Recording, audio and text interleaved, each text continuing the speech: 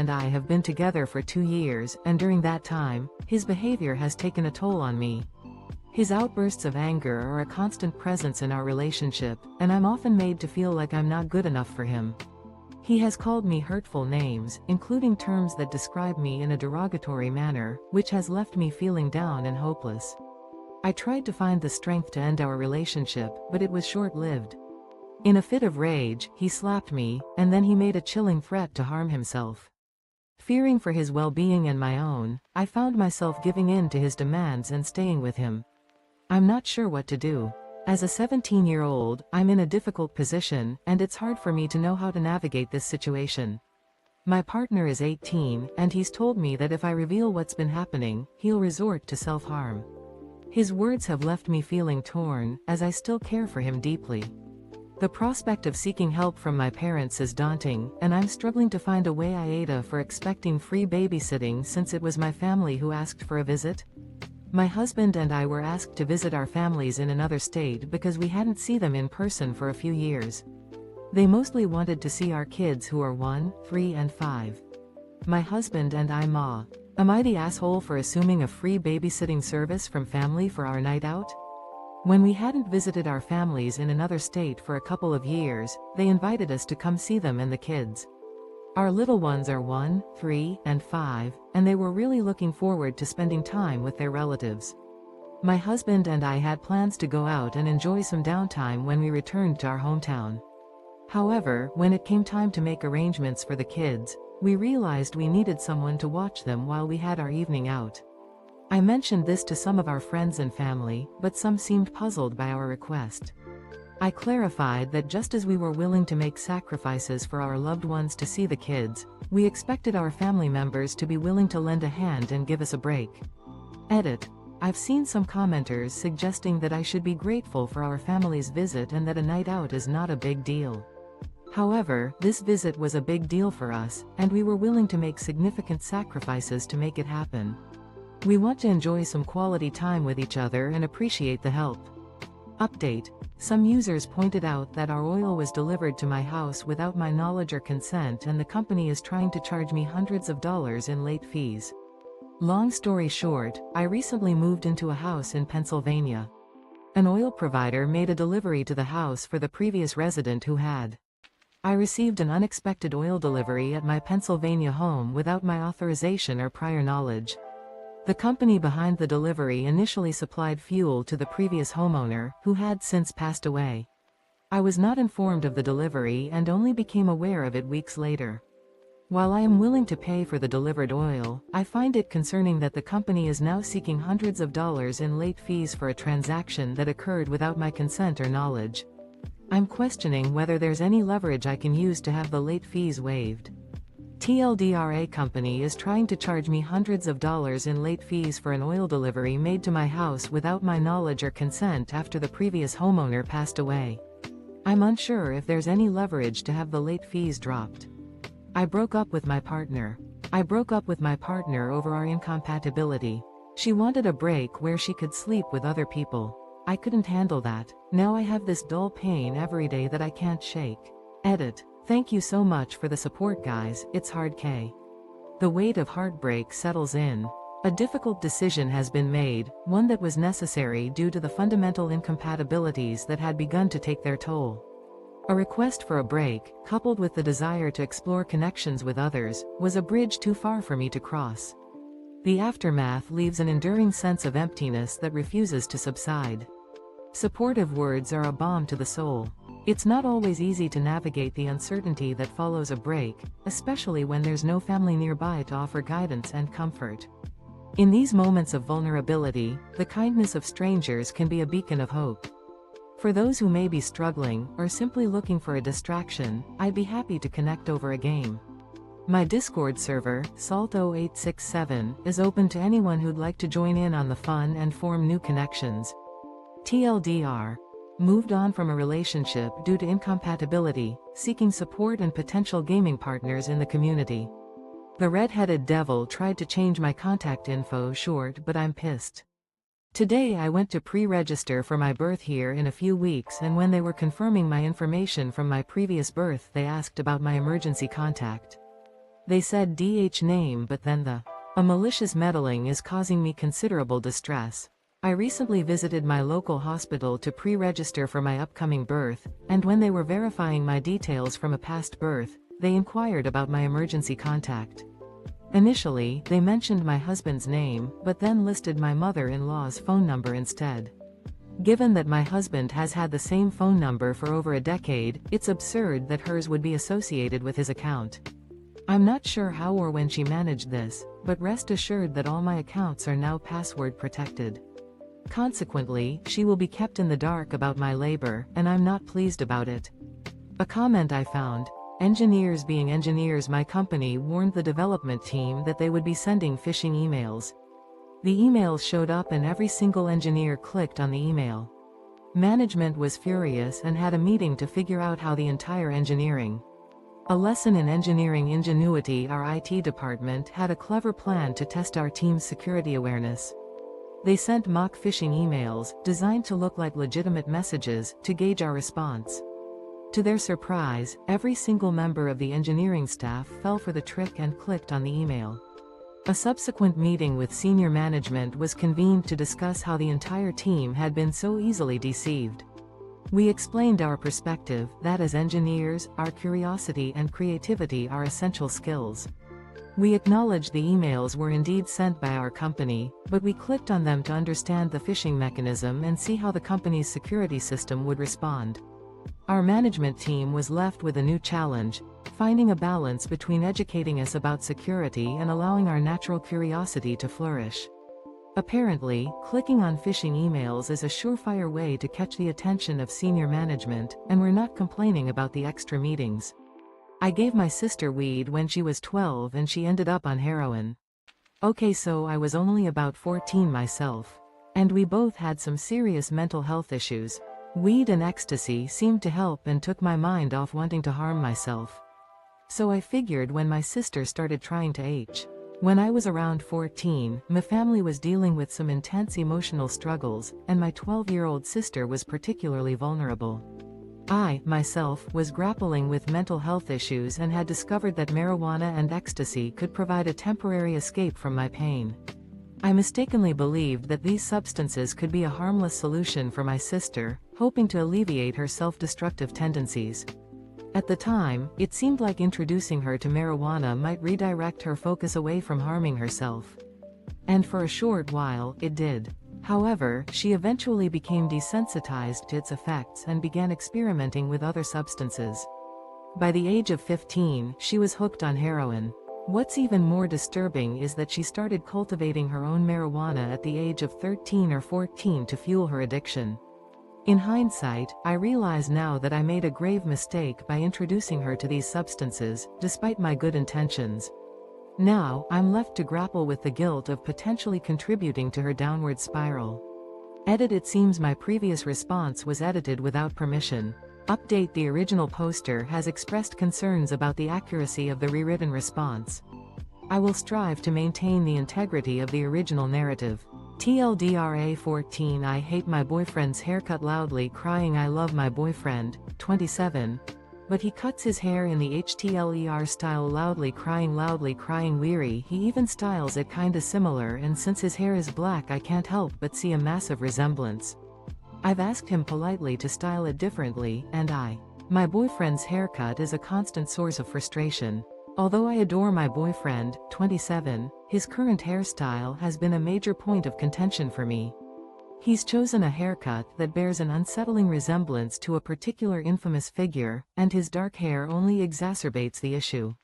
I've tried approaching him gently about changing his style, but he hasn't seemed to take my suggestions seriously.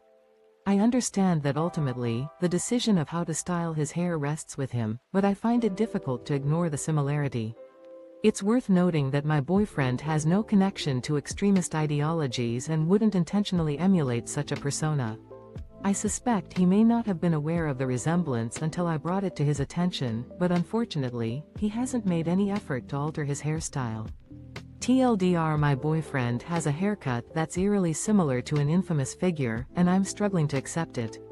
Update: I've chosen not to elaborate on the matter further. Edit: TIFU by mistaking myself for my identical twin brother. This happened a few years ago, but I still haven't really forgiven myself.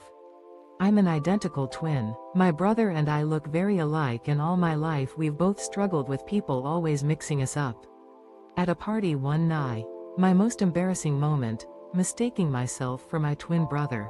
Even after several years, the memory of this incident still fills me with a mix of regret and amusement. Growing up as an identical twin has always made it challenging for me and my brother to assert our individual identities, as people often struggle to distinguish us from one another. On a particular night, I found myself at a social gathering, where the excessive consumption of alcohol left me severely impaired.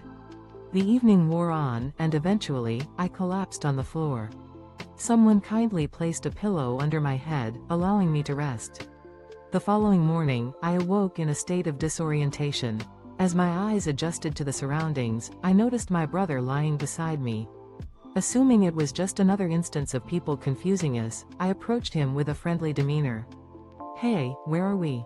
I asked, expecting him to share my confusion.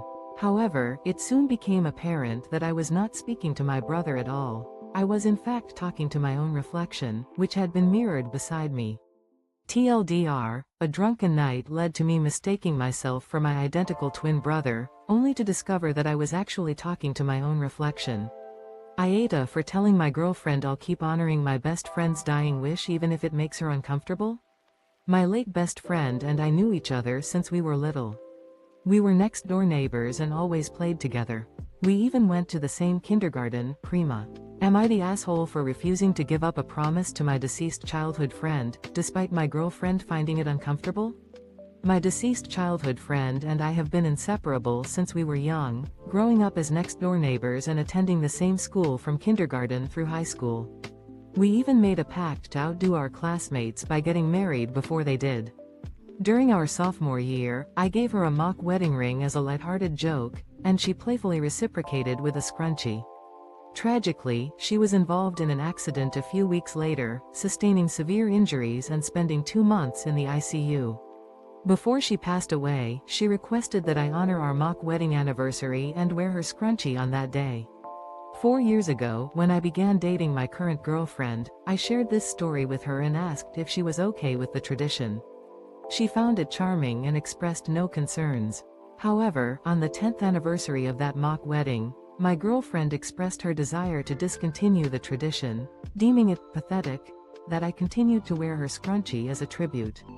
Her comments offended me, as she failed to grasp the significance of my friendship with my AITA for moving out and taking everything throwaway for obvious reasons. Update. In comments smiley face and cat tax as background. I, 30F, lived with a longtime friend, 30M. We lived together for 6 years and known each other for 20 years, close families. He was very accepting. Am I the asshole for abruptly vacating a shared residence and removing all my belongings? Discard for obvious reasons. Update. In comments smiley face and cat tax as background. I, 30F, lived with a longtime friend, 30M, for 6 years after our 20-year acquaintance turned into a close friendship. We welcomed my cat into the home, with I owning everything, including furniture and appliances, as I had a history of independent living. My friend adored my cat and would often spend hours with her, while I covered all the living expenses. However, my friend's life changed when he started dating his girlfriend, GF, 3.5 years in. She promptly moved in and disrupted our living arrangements, making it difficult for us to spend time together. Despite contributing half the rent, she consistently displayed disdain for me and would frequently disregard our previous living dynamic. When I started dating and began spending more time with my boyfriend, tensions escalated. My friend started mistreating my cat, locking her in small cages and confining her to the shower. He also changed his demeanor towards me, leaving a trail of messes and disrespecting my personal space. The situation deteriorated further, with my friend's girlfriend displaying open disdain for me, and my AITA for prioritizing my son's dog over my wife's pregnancy. When my son, 14, was 8, we got a dog. He's half Great Dane and half some dog my friend's dog met during an unauthorized absence. My son loves this dog and does all the care for him, except vet stuff, and is a very... Am I a jerk for putting the well-being of my son's dog above my wife's pregnancy concerns? My son, who is now 14, was 8 when we brought home a lovable, mixed-breed dog that's half Great Dane. The dog has become his closest companion, and my son takes full responsibility for caring for him, excluding trips to the vet. My son's dedication to the dog's well-being is a testament to the strong bond they share. My wife recently discovered she's 12 weeks pregnant, and ever since the news broke, she's been exhibiting unusual behavior around the dog. She avoids interacting with him, covers her stomach when he's near, and becomes jumpy when he makes noise. She recently expressed a desire to rehome the dog, which came as a shock to me. According to my wife, her concerns stem from anxiety about the dog jumping on her. However, I believe this fear is unfounded. We've trained the dog not to jump on people or knock into them, especially given his potential to grow into a large size. The dog has never displayed any aggressive behavior towards my wife or anyone else in our household. My wife claimed that we can't guarantee the dog won't jump on her, and if he does TIFU by not thinking before purchasing googly eyes on Amazon. So this happened today but began a couple of days ago. Like a lot of you, I became unemployed in March due to COVID. I hate saying this, but the time off work has been a blessing for me since I'm used to working TIFU by underestimating the power of googly eyes on Amazon. It all started a few days ago, but the events that unfolded today have left me in a rather peculiar situation. As many of you may know, I lost my job in March due to the COVID pandemic. While it was initially a challenge to adjust to the sudden change in routine, the time off work ended up being a blessing in disguise. I was able to recharge, focus on myself, and work on various creative projects that had been pending. However, my creative spark seems to have fizzled out, leaving me with a case of boredom and uncertainty about how to reignite my passion for writing and drawing. Everything I've attempted lately has been, shall we say, unimpressive. To pass the time, I thought it would be a good idea to purchase something frivolous on Amazon, either to occupy myself or revisit some old favorite video games. I could have bought a Hot Wheels set, but it was a bit pricey. Alternatively, I could have splurged on some super soakers, but our air quality is currently hazardous due to the state of emergency in my area. A laser pointer could be fun to play with, but I decided against it. Then, I stumbled TIFU by sending a massive dildo and butt plug meme to my entire office along with my timesheets. This was just a little less than a year ago, and I still get made fun of for it almost daily. I'm a security guard, been one for a few years. Last February I left one company and the TIFU moment I'm still recovering from, accidentally sending a raunchy meme to my entire office with my timesheets. It's been almost a year since this incident occurred, and I'm still being teased about it almost daily. As a security guard, I've been in the profession for a few years. Last February, I transferred to a new company, where I currently work, and this mishap happened. I was assigned to guard a bank ATM and had just started my new job. I suddenly remembered that I needed to submit my timesheets before the deadline. I quickly took a few photos of them and attached them to an email. Meanwhile, a friend had sent me a meme dump, which included a few humorous images. I got sidetracked and started scrolling through them, chuckling quietly. In my haste, I accidentally attached one of the memes to the email with my timesheets. The subject line read, "Happy Friday guys. Be safe," which seemed harmless at the time. When I sent the email, I thought everything was fine, but my supervisor soon called me, informing me to double-check my email before sending it. That's when I realized my mistake. I had accidentally attached a raunchy meme of a gigantic dildo and customer hits no, cancels transaction. I leave to clock out. Recently quit my job at a convenience store. My 2 weeks were in, and it was my last day, minutes before the end of my shift. I notice a long line and jump on register to help. 2 customers come to the register toge. A customer's transaction is cancelled, and I decide to clock out early. It's my final day working at a convenience store. With my 2 weeks of notice behind me, I've made it to the end of my shift, just minutes ahead of time. I notice a long line at the register and take over to help. 2 customers approach the register together, and one asks for a pack of cigars. Our store policy, as well as state law, demands that I verify the age of both customers.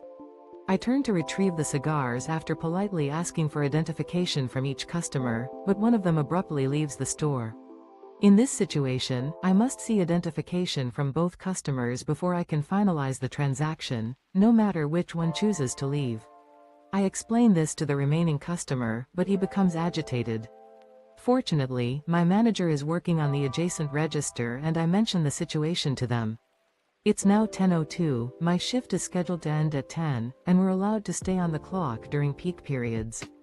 The customer insists he doesn't know the other man, despite their apparent connection. Feeling frustrated but wanting to conclude the interaction, I tell the customer to proceed with the transaction. He inserts his card into the AITA for making my son deal with rotting meat I go hunting every year. I'm not a trophy hunter by any means, I do it for meat and almost purely for economic reasons at this point. Taking a few of deer off my property once a year keeps my freezer stocked and the grocery bill away. Was I the asshole for making my son deal with rotting meat? I'm an avid hunter who's been doing it for economic reasons, mainly to stock our freezer with deer meat and lower our grocery bills. We've got a large freezer in the garage that I fill up once a year. It's usually only opened once a week when we take out what we need for the next few days. About 6 months ago, my 15-year-old son decided to become a vegetarian. My wife and I were supportive and made adjustments to our meals, ensuring he could still eat with us.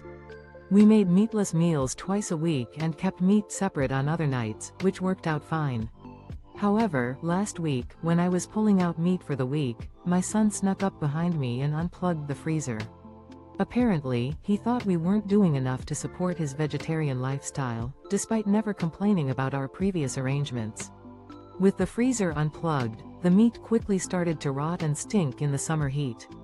It wasn't until we noticed the awful smell that we realized what had happened. When I confronted my son, he proudly admitted to unplugging the freezer, expecting us to go meat-free as a result.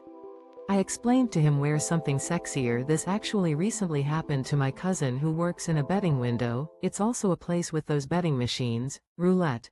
But not a typical casino. So, she's been working there for almost a year and there are 6 employees, 5 girls and 1. Dressed to impress. This rather bizarre incident recently occurred with my cousin, who works at a betting window. This particular establishment features betting machines, roulette, and other games, but it's not your typical casino. My cousin has been working there for nearly a year, alongside 5 female colleagues and 1 male coworker. The atmosphere was pleasant until a new manager took over 2 months ago, implementing a new strategy to boost player satisfaction and increase betting activity. The manager requested that the employees dress more attractively, showing more skin by wearing smaller numbers on their uniforms. He also expected them to engage in flirtatious behavior with male patrons. What's more, the manager suggested that 2 of the female employees shed a few pounds to keep their jobs, while any weight gain among the other females would incur fines. As you can imagine, the employees were deeply uncomfortable with these demands. Despite the objections, the employees eventually conformed to the new dress code, with even the male coworker participating by wearing extremely short shorts and a tight, revealing shirt. He even attempted to flirt with the patrons, a sight that left everyone in stitches. However, the manager was enraged when he saw the male employees' new attire, and he had a heated confrontation with the staff at the end of AITA for refusing to dye my daughter's hair because her school complained. My daughter, 15F, dyed her hair dark reddish-brown for her birthday. I didn't let her dye her hair in middle school but said she could in high school. The school has a dress code for hair that just spe. Am I the a-hole for refusing to comply with my daughter's school's request to dye her hair back to its original black color? My 15-year-old daughter decided to dye her hair a dark reddish-brown color for her birthday. I had allowed her to do so in high school, as long as it was not a drastic change. The school's dress code for hair specified natural hair colors only, which I assumed meant colors such as brown, blonde, red, and black. Her natural hair color is indeed black, and the hairdresser assured me that the bleaching process had not caused significant damage. However, one of her teachers had been complaining about her hair color during parent-teacher conferences since last October, stating that it did not meet the dress code. I countered by pointing out that many of her classmates had blonde hair or highlights, despite being natural brunettes. The teacher insisted that her hair was not her natural color, implying that it was somehow inferior due to her Asian heritage. I expressed my concerns to the principal, but he sided with the teacher, claiming that it was against the dress code. The situation continued throughout the school year, with me contacting the superintendent on multiple occasions but receiving no response. Now, as the new school year, choosing Beggar's Swastika Tattoo Edition. So I'm a tattoo artist, have been for 17 years. I'm highly regarded in my area. This is just to say I know my business. Anyway, as part of an event my shop was participating in, I personally held a cover-up contest I took submit. The Dark Side of Art, a swastika tattoo conundrum. As a seasoned tattoo artist with 17 years of experience, I'm well versed in my craft. I've earned a reputation in my community, and I take pride in my work. Recently, my shop participated in an event where I held a cover-up contest. The idea was simple. We'd collect submissions of poor tattoos, and the winner would receive a complimentary cover-up. The submissions poured in, showcasing a mix of ex-spouse names, regrettable party tattoos from the teens, and scarred, indecipherable messes. Amidst the contenders, one individual stood out, a gentleman who sheepishly approached me, revealing a massive, 9 by 9-inch swastika on his ribs. He expressed his embarrassment about taking his kids to the beach and his desire to distance them from the symbol. I sympathized with his concern and saw an opportunity for a unique portfolio piece, given the size and straight lines of the swastika. This would be a challenging cover-up, but I was up for the task. We scheduled a meeting to discuss the design, and he expressed a desire for Viking-themed artwork. I was receptive to the idea, considering my affinity for Vikings, and patient wants what he wants, so I just need to shut up and give it to him. Okay, patient comes into my pharmacy. I'm here for my COVID test appointment. By the way, please stop coming into our store without a mask if you think you may have COVID. We have a drive-through, I'm sore. A patient's demands can be quite overwhelming, making it necessary for me to just stay calm and focus on providing the service they're asking for. A patient enters my pharmacy, stating they're there for a COVID-19 test appointment. I kindly inform them that we only conduct the tests on Tuesdays and Thursdays due to our lab delivery system. However, the patient insists they've already scheduled the appointment. They proceed to show me the forms for an antibody test, which I explain to them is not the same thing and won't provide a result indicating the presence of the virus at that moment. The patient demands a negative result for their son's soccer camp, claiming that's the required test for registration. My manager intervenes, reminding the patient that this isn't the test the camp requires. The situation escalates as the patient becomes agitated and interrupts my manager, saying, "You don't know what they require for my son's camp, so just give me the test I paid for." We decide to proceed with the test. During the waiting period, my manager discreetly contacts the soccer camp's registration manager, a personal acquaintance, to clarify their testing requirements. The manager learns that the antibody test won't suffice for the camp's registration. Upon the patient's TIFU and got my name on a suicide watch list a few weeks ago, I was in my final class of semester, the night before the exam. I am a student paramedic, and the mental health of our cohort is very carefully monitored by the school, for obvious reasons. As the class ended, my semester's dark turn a couple of weeks ago, I found myself in the last class of the semester, the night before the exam. As a student paramedic, my academic institution places a keen focus on monitoring the mental health of our cohort, given the nature of our profession. After the class ended, my tutor approached me and expressed her appreciation for my efforts throughout the semester, stating her hope to see my name on her class list in the future. I responded with a wry remark, quipping, "They have a roster of students who take a rather drastic route out, right? You should keep an eye out for my name there."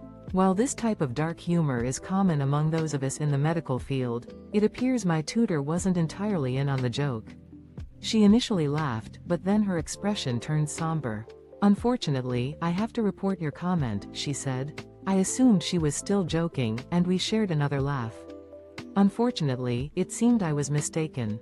The next day, I received a call from the university's mental health department, scheduling my first mandatory therapy session. TLDR. Made a stupid joke, got stuck on suicide watch, required to do therapy this semester. AITA for telling my stepmom that she can use the missing child support payments to fund my part of my dad's gift? Sorry for the wordy title. My 18M dad left my mom when I was 6, not because of my stepmom. 4 years ago he met and married my SM AITA. She had 3 kids from A. Was it fair for me to tell my stepmom that she could use the unpaid child support to cover my contribution to my dad's gift?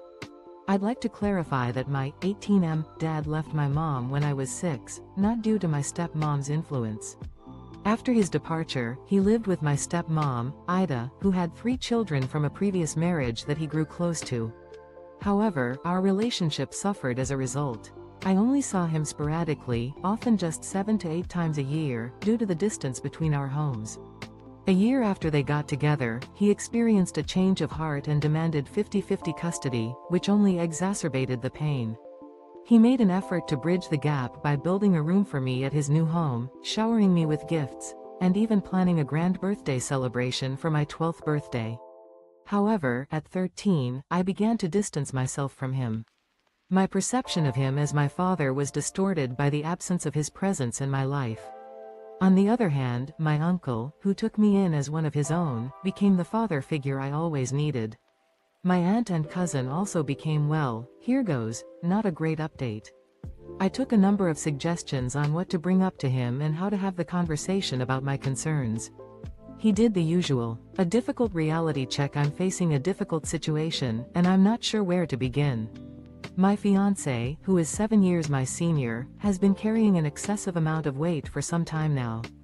The weight gain has become a significant concern for me, and I've been trying to bring it up in conversations. However, he tends to brush it off or downplay the issue.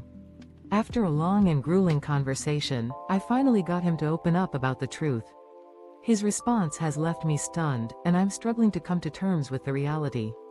It turns out that he has a weight gain fetish. He gets pleasure from deliberately putting on weight. He claims that this started unintentionally in college, where he would overindulge in junk